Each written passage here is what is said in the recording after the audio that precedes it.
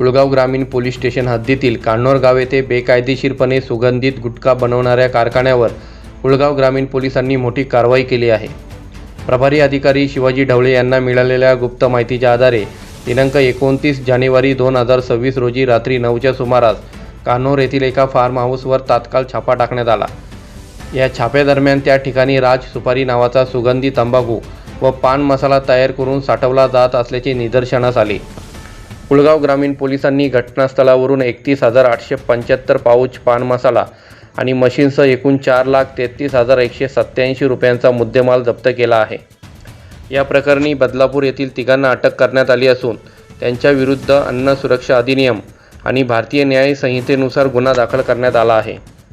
ही यशस्वी कारवाई ठाणे ग्रामीण पोलीस अधीक्षक विनयकुमार राठोड साहेब, अप्पर पोलीस अधीक्षक अनमोल मित्तल साहेब, उपविभागीय पोलीस अधिकारी अनिल लाड साहेब यांच्या मार्गदर्शनाखाली करण्यात आली। या कारवाईमध्ये कुळगाव पोलीस ठाण्याचे प्रभारी अधिकारी शिवाजी ढवळे साहेब, पोलीस उपनिरीक्षक प्रशांत चव्हाण, पोलीस हवालदार किरण खडताले, बाबू पवार, दत्ता गवारी, पोलीस नाईक सोमनाथ मोरे, नरेंद्र कोली आणि पोलीस शिपाई सचिन जाधव, पोलीस शिपाई अविनाश वाघचौरे यांचा सहभाग होता। या गुन्ह्याचा पुढील तपास पोलीस उपनिरीक्षक प्रशांत चव्हाण करत आहेत। प्रतिनिधी विश्वदीप गायकवाड, लोकसेवा वार्ता, बदलापूर।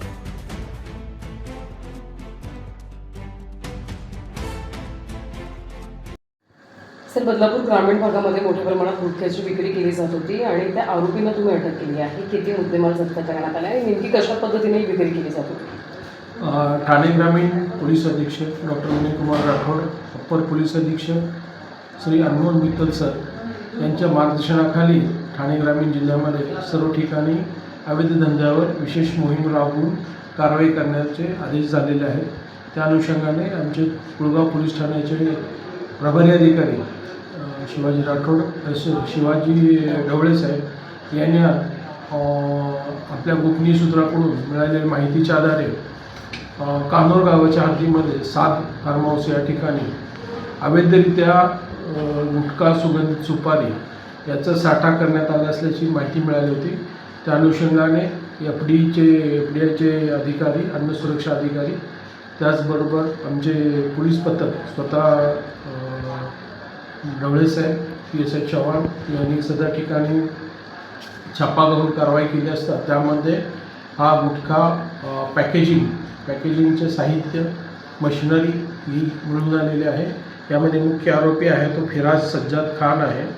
तो राज सुपारी या नावानं मार्केटमध्ये हा सुगंधित सुपारी आणि गुटख्याचा माल विकत होता, तिथं पॅकेजिंग करत होता असं आढळलेलं आहे।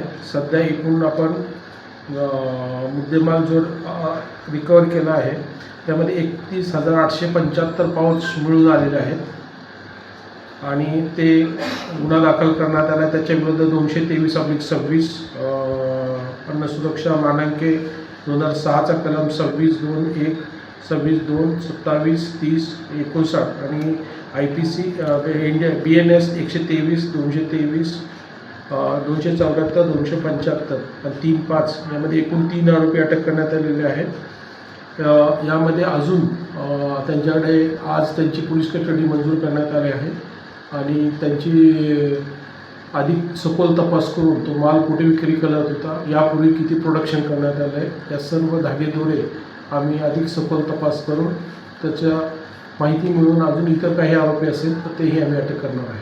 सर, पॅकेजिंग वेगळी होती आणि आतमध्ये गुटखाची विक्री या ठिकाणी पॅकेजिंग राज सुपारी या नावानं तो मार्केटमध्ये विकतोय, पण त्याच्याकडे कोणताही राज सुपारीसुद्धा तयार करण्याचा किंवा एफडीआयचं कुठलं लायसन नाही आहे, परवाना नाही आहे। ते पॅकेजिंगसाठी जे हे आहे त्याचंही अद्याप तो कुठलं कागदपत्र सादर करू शकणार नाही आणि त्या ठिकाणी त्यांना जे चालवलं होतं हे फार्म हाऊसवर तो करत होता, त्यामुळे हे सर्व बेकायदेशीर आहे असल्याचं प्रायमा फेसी आम्हाला आढळलेलं आहे।